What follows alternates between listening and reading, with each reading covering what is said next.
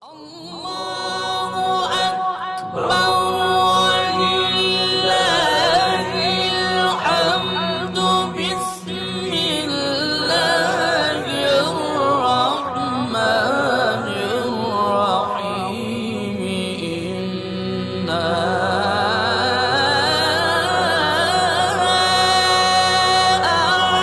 أعوذ بالله من الشيطان الرجيم بسم الله الرحمن الرحيم قال الله سبحانه تبارك وتعالى في كتابه الحكيم وقوله الحق بسم الله الرحمن الرحيم ومن آياته أن خلق لكم من أنفسكم أزواجا لتسكنوا إليها.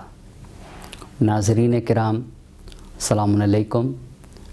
میں آپ کی خدمت میں حاضر ہو رہا ہوں اپنے پروگرام کو لے کر. ہمارے درس کا عنوان ہے الہی گھرانہ.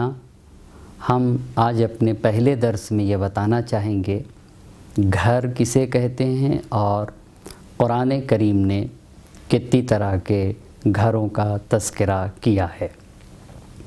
قرآن کریم کی جس آیت کو پیش کیا ہے اس میں اللہ کا ارشاد ہو رہا ہے کہ اللہ سبحانہ و تعالیٰ کی نشانیوں میں سے ایک نشانی یہ ہے کہ اس نے تم کو تمہارے ہی نفس سے پیدا کیا ہے اور تمہارے لیے تمہارے ہی نفس سے ایک کو شوہر بنایا، ایک کو بیوی بنایا ہے تاکہ لتسکنوا الیہا. یہ گھر بنتا اس لیے ہے تاکہ محبت اور سکون کی فضا قائم ہو سکے. اس کے بعد کی آیت کہتی ہے، اسی کا فقرہ ہے، اور اللہ سبحانہ و تعالیٰ نے تمہارے درمیان مودت قائم کی ہے، رحمت قائم کی ہے. ان فی ذلک لآیات لقوم یتفکرون. اس میں بھی ان لوگوں کے لیے نشانیاں اللہ کی جو غور و فکر کرتے ہیں. زمین کے اوپر سب سے اہم گھر جو بنا وہ یہی ہے کہ رشتہ ازدواج سے جڑ جانا، ایک میاں بن جائے اور ایک اس کی شریک حیات. اب اپنے سوال کا جواب دینا چاہوں گا، گھر کسے کہتے ہیں اور قرآن کریم نے کتنی طرح کے گھروں کا تذکرہ کیا ہے.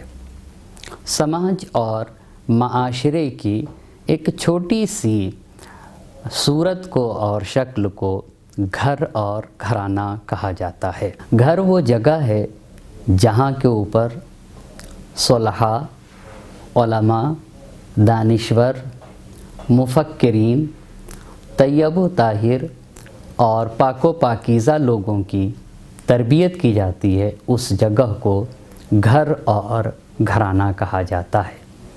گھر اور گھرانہ وہ اہم مرکز ہے جہاں ایک صالح اور پاک و پاکیزہ انسان کی تربیت ہوتی ہے. ہر جگہ سے پہلے جو انسان کی تربیت و پرورش کا مرکز و محور ہے اسے گھر اور گھرانہ کہا جاتا ہے. جہاں بڑی بڑی ہستیاں وجود میں آتی ہیں اور پروان چڑھتی ہیں اسی کو گھر اور گھرانہ کہتے ہیں. لیکن ایک سوال یہ ہے کہ کیوں ہر گھر میں شخصیتیں وجود میں نہیں آتی ہیں؟ شیخ اعظم انصاری، علامہ بحر العلوم اور دیگر بزرگ ہستیاں کیوں کسی خاص گھر میں ہی جنم لیتی ہیں؟ اس کی کیا وجہ ہے؟ اس پہ غور کرنے کی وجہ علامہ شرف الدین اعلی اللہ مقامہ نے اپنی کتاب میں یہ بات لکھی ہے کہ علماء کے گھروں کی سیرت یہ رہی ہے کہ انہوں نے اپنے گھر کو ایک لمحے کے لیے بھی ذکر الہی کے بغیر نہیں چھوڑا ہے. ماہ مبارک رمضان دعا، استغفار، توبہ، مناجات کا مہینہ ہے. علامہ شرف الدین اعلی اللہ مقامہ لکھتے ہیں کہ علماء کے گھروں کی سیرت یہ رہی ہے کہ ان کے یہاں یہ نظم رہا ہے کہ گھر کے سارے لوگ ایک ساتھ نہیں سوتے تھے. कुछ लोग सोते थे तो कुछ लोग जग कर ज़िक्र इलाही और याद इलाही से घर को नूरानी और मुनव्वर किए रहते थे। यही ज़िक्र से और याद इलाही से घर को मुनव्वर करना ये सबब बनता है कि इस तरह के घरों में अज़ीम शख्सियतें वजूद में आ जाएं और परवान चढ़ें। इसका मतलब ये होता है कि अगर इंसान अपने घर को याद इलाही से, ज़िक्र इलाही से और रूहानियत और मानवियत से सरशार कर ले अपने घरों को, तो ये हमारी आने वाली नस्लों में भी असर अंदाज होते हैं। इतना अहम है घर, जहाँ इंसान की हया को बाकी रखा जा सकता है, वो यही माँ बाप की तरबियत गाह और यही घर और घराना है। अगर कुरान बस समाज और माशरे की छोटी शक्ल जहाँ के ऊपर तैयब व ताहिर लोगों की परवरिश होती है उसे घर और घराना कहते हैं, और जिसको डील करते हैं माँ और बाप। अब दूसरा सवाल ये है कि कुरान मजीद ने कितनी तरह के घरों का तज़किरा किया है। अगर आप कुरान करीम पे नज़र डालें तो कुरान मजीद ने चंद तरह के घरों का तज़किरा किया है। कुरान करीम में पहला घर वो है जिसके लिए कुरान ने कहा है कि जिसकी कोई फ़र्द सही नहीं है, ना शौहर सही है, ना बीवी सही है और ना ही बेटे लायक हैं। वो किसका घर है? वो अबू लहब का घर है, जिस पे कुरान ने नफरीन और लानत की है। कुरान कहता है तब्बत यदा अबी लहब, अबू लहब के दोनों हाथ टूट जाएं।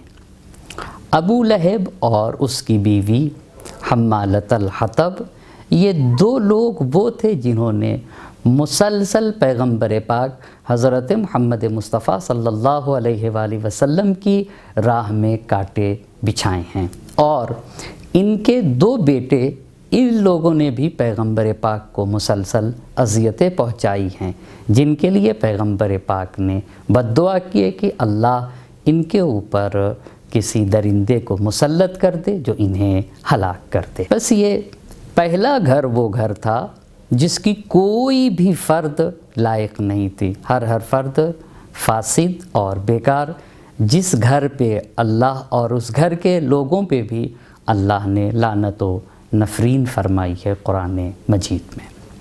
कुरान मजीद ने जहाँ इस घर का तज़किरा किया, वहीं दूसरे घर का तज़किरा करते हुए कुरान ने कहा है जिसमें शौहर बेदीन है मगर बीवी मोमिना है, तय्यब व ताहिर, पाको पाकीज़ा हैं।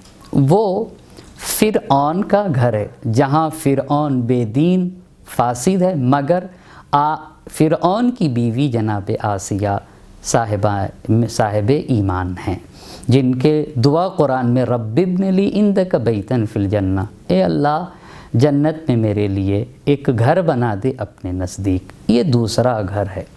कुरान ने एक तीसरे घर का भी तज़किरा किया है जहाँ के ऊपर शौहर अच्छा है मगर बेटा अच्छा नहीं और बीवी अच्छी नहीं है। वो जनाब नूह अलैहिस्सलाम का घराना है। सलामुन अला नूहिन फ़िल आलमीन, नूह शेखुल अंबिया पर हमारा दुरूदो सलाम हो। ये अच्छे शौहर अच्छा लेकिन बेटा अच्छा नहीं।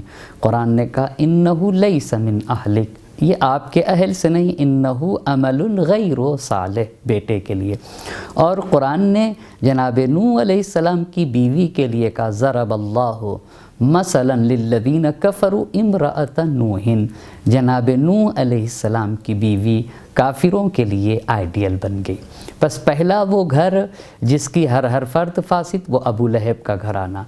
दूसरा जहाँ शौहर ख़राब है बीवी अच्छी है, वो फ़िरऔन का घर है। तीसरा जहाँ शौहर अच्छा है बेटे और बीवी अच्छी नहीं, بیٹا اور بیوی اچھی نہیں وہ جناب نوح، لیکن ایک چوتھا گھر ہے جس کی ہر فرد بے مثل و بے نظیر ہے، وہ علی اور فاطمہ کا گھرانہ ہے، جن کی شان میں سورہ دہر اترا ہے، هل اتى علی الانسان حین من الدہر لم یکن شیئا مذکورا۔ اور پھر قرآن نے کہا کہ وَيُطْعِمُونَ الطَّعَامَ عَلَىٰ حُبِّهِ مِسْكِينًا وَيَتِيمًا وَأَسِيرًا إِنَّمَا نُطْعِمُكُمْ لِوَجْهِ اللَّهِ لَا نُرِيدُ مِنْكُمْ جَزَاءً وَلَا شُكُورًا۔ علی و فاطمہ جہاں شوہر علی مرتضیٰ ہیں، کائنات کے مردوں میں جس کی مثل اور نظیر نہیں ہے، شریک حیات شہزادی کونین حضرت فاطمہ زہرا سلام اللہ علیہا کے دختران حوا میں آدم سے لے کر آج تک دختران حوا میں جس کی کوئی مثل اور نظیر نہ ہو، اسے شہزادی کونین کہا جاتا ہے۔ بیٹوں میں امام حسن علیہ السلام، امام حسین علیہ السلام، اور بیٹیوں میں جناب زینب کبریٰ سلام اللہ علیہا اور جناب ام کلثوم سلام اللہ علیہا۔ یہ وہ گھرانہ ہے جس کا قصیدہ قرآن کریم نے خود پڑھا ہے، جس کی ہر فرد کائنات، بشریت اور انسانیت کے لیے آئیڈیل اور نمونۂ عمل ہے۔ والسلام علیکم ورحمۃ اللہ وبرکاتہ۔